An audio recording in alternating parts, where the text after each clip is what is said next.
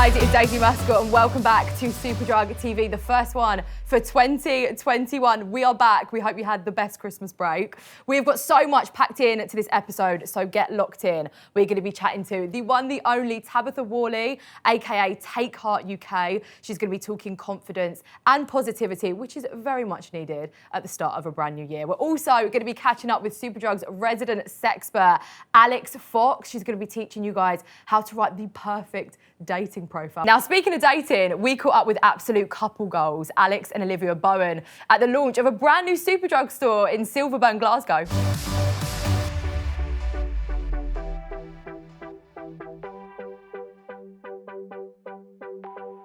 Hi, I'm Alex. I'm Olivia, and today we're here in Glasgow, Silverburn Shopping Centre, opening the brand new Superdrug. We are so excited.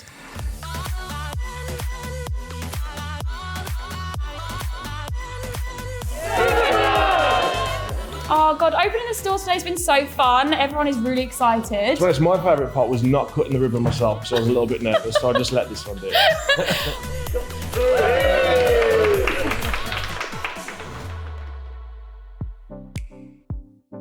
I'm really excited about the studio, which is what we're in now, and it looks absolutely stunning.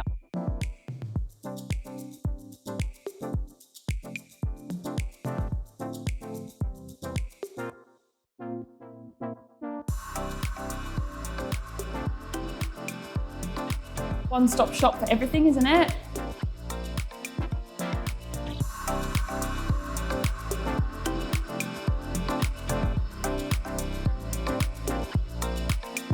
I think for me, obviously, I love my makeup and my skin mask by Skin Republic is in here, so I always come in here to pick that up and also grab a bag of crisps. Always, it's all in it, isn't it? Yeah.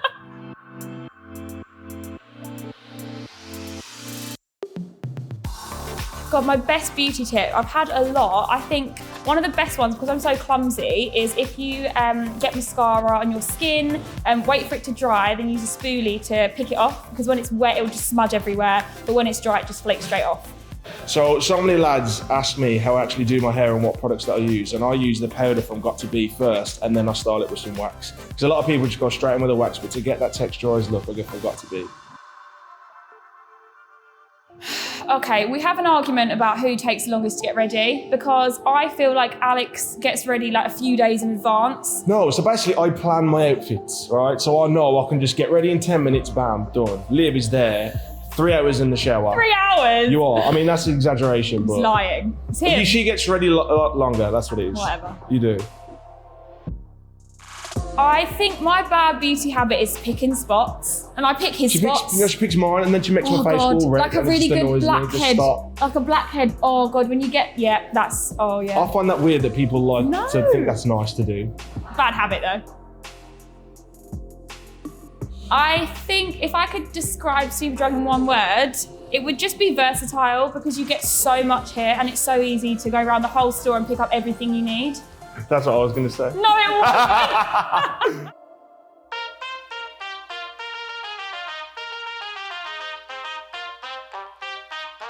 Okay, so Alex, you've been needing one of these. Okay, basically he used his beard trimmer on the back of my head, because I have a shaved bit on the back of my head.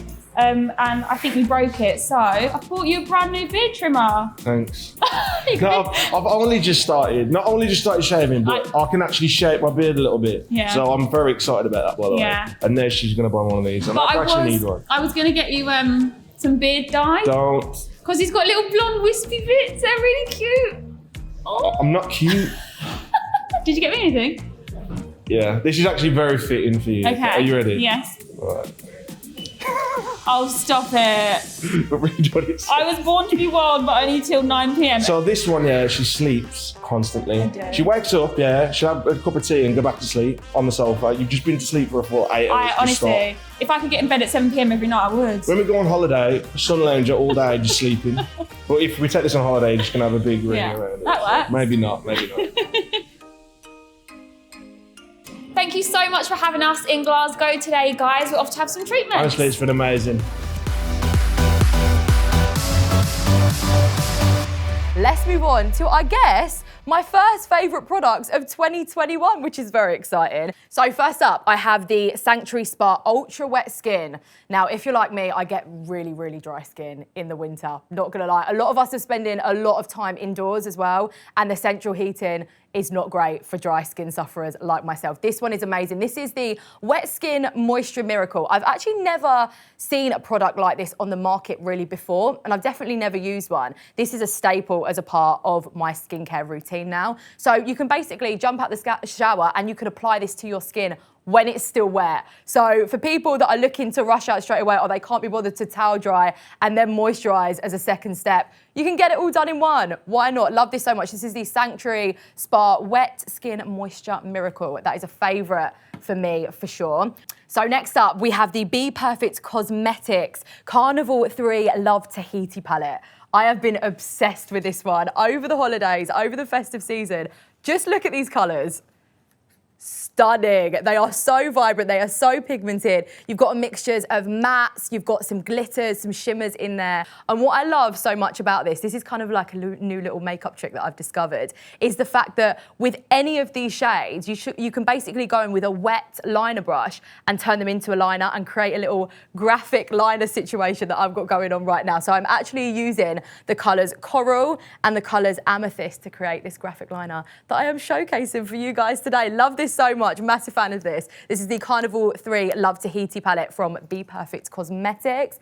And last but not least, you know I love a little skincare situation, especially in the winter months as well. Obviously, it's been a very, very long time since a lot of us have seen any sun from a holiday break. This is the Superdrug Vitamin C Booster Tonic. This is really amazing. A really, really nice addition to my skincare routine. Basically, once you've taken all your makeup off, you can put it on in the daytime or in the night. You just swipe it over with a little cotton pad. Brightens up the skin, keeps it really, really healthy, gives it a glow that I feel like we're all missing at the minute as well. That is the Superdrug Vitamin C Booster Tonic. Definitely add that to your skincare routine. And these are the first 3 favourite products of 2021. Add them to your baskets if you're shopping at Superdrug. Did you know that at the start of every year, dating apps go into overdrive? Well, if you're someone watching at home today and you're thinking you'd like to give your love life a little boost in 2021, well, sexpert Alix Fox is here to teach you how to write the perfect bio. Alex, we've got our notepads at the ready. Hey Superhumans, it's Alix Fox here, Superdrug's resident sex and relationships expert. And because it's January, if you're single and ready to mingle, then you might be thinking of tapping on the apps, which is why I'm here to help heal your gripes with those swipes. Let's talk about creating the perfect profile. Whether you're on Tinder, Bumble, Chappy, Grindr, Her, Happen or Hinge, filling out the About Me bit can be, well, a bit cringe. It's kind of like the QVC of me, really, isn't it? So how do you sell yourself without selling yourself short? The most fundamentally important tip I can give you is to be honest, both about yourself and with yourself. Who are you, really? What do you truly want? Misrepresenting your personality, your interests, or your desires is only going to lead to an achy, breaky heart, not a promising start. Tempting as it can be if you're drawing a blank on what to say, never leave the descriptions boxes blank, because if you've got nothing to say about yourself before you've even met, well, it's not very encouraging, is it, pet? It looks lazy. You want to give someone at least a sprinkling of an inkling about who you are and what you're about. Now, my pet hate is people who try and wriggle out of giving information about themselves by just writing, well, if you want to know me, ask. It's such a cop-out. It places all the emphasis on finding out about you on your match. It leaves them to do the work and all the running. Plus, it's likely to waste your time as well as theirs because you're giving them zero clue about whether the two of you might have anything in common, and they just can't tell if you're their cuppa. It's kind of ironic that I'm getting ranty here because my next tip is try and avoid being too negative.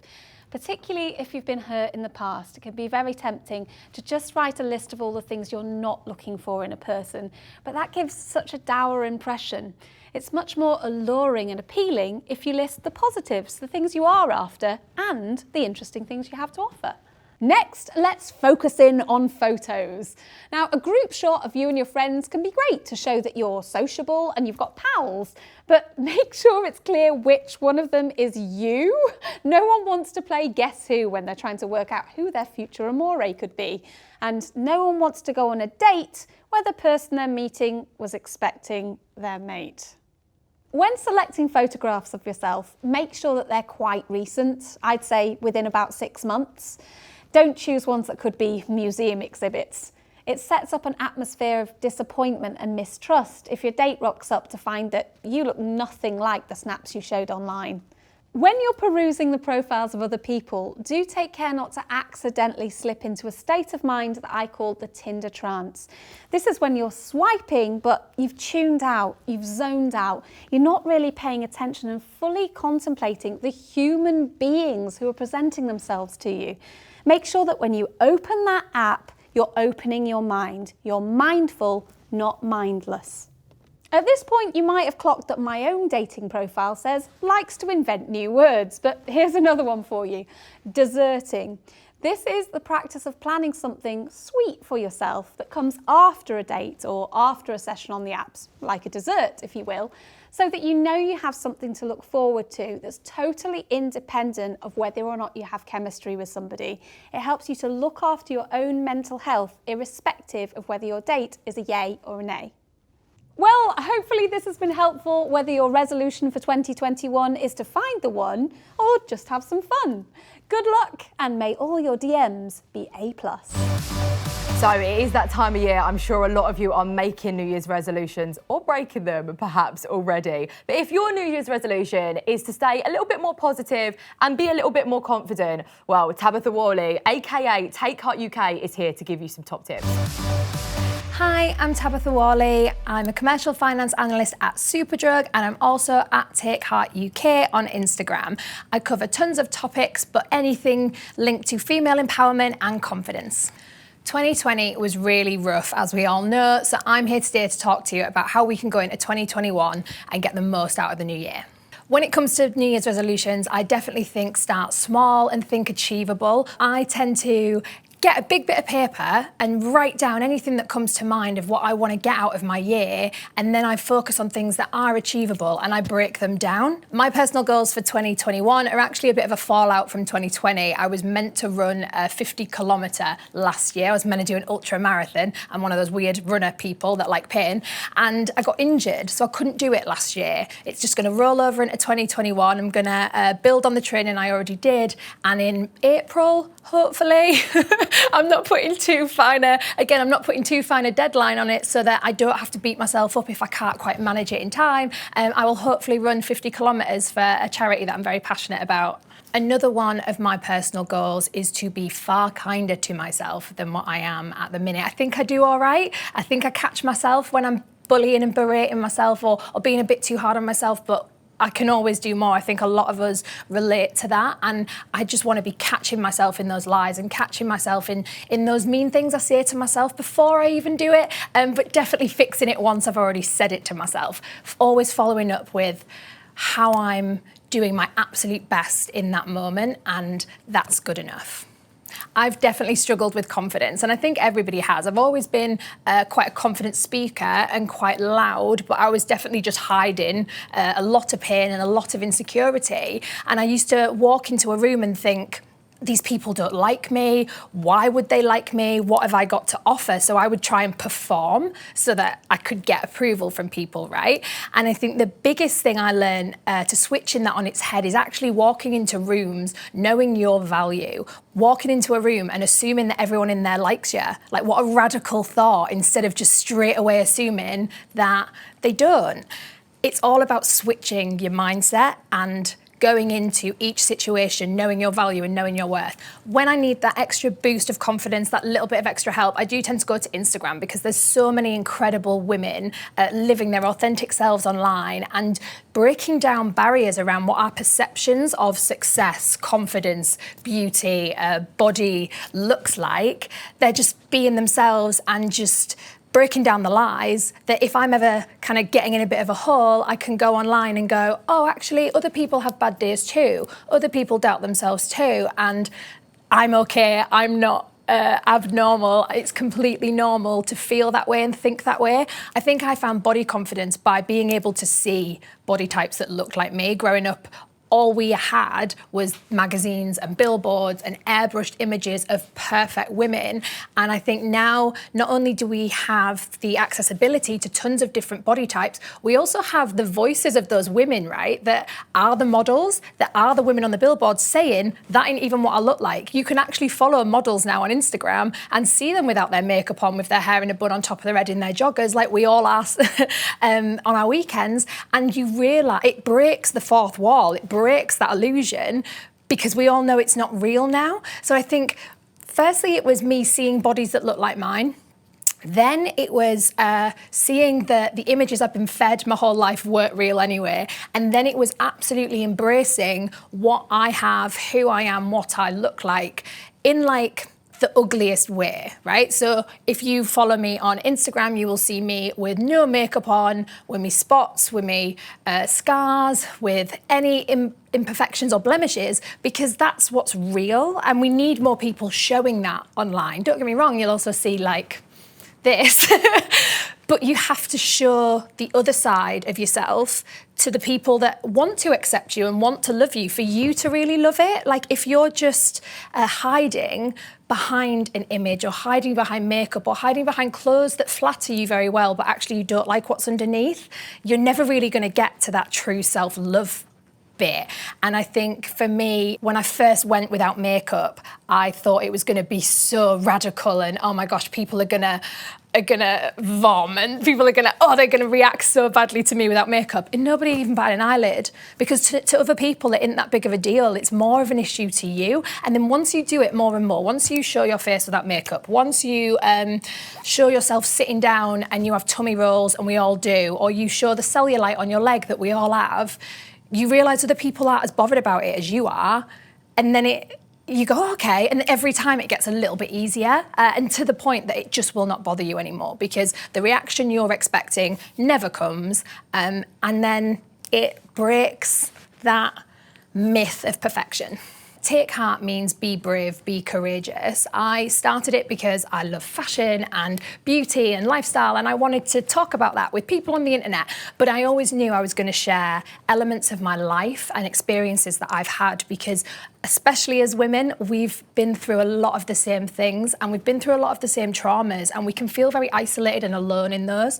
And I always knew that we weren't isolated and alone, that loads of us had been through it. And so it was like, okay, I'm going to share my struggles with self-esteem. I'm going to share my struggles with the way I view my body, the way I look. I've been through all sorts of things that I wanted to share online so that other women could connect and relate. And we have amazing conversations, because there honestly isn't a scenario that somebody else hasn't experienced as well and doesn't want to relate to you on. And that concludes this week's episode of Superdrug TV. Make sure you subscribe so you never miss an episode, and we will see you next time.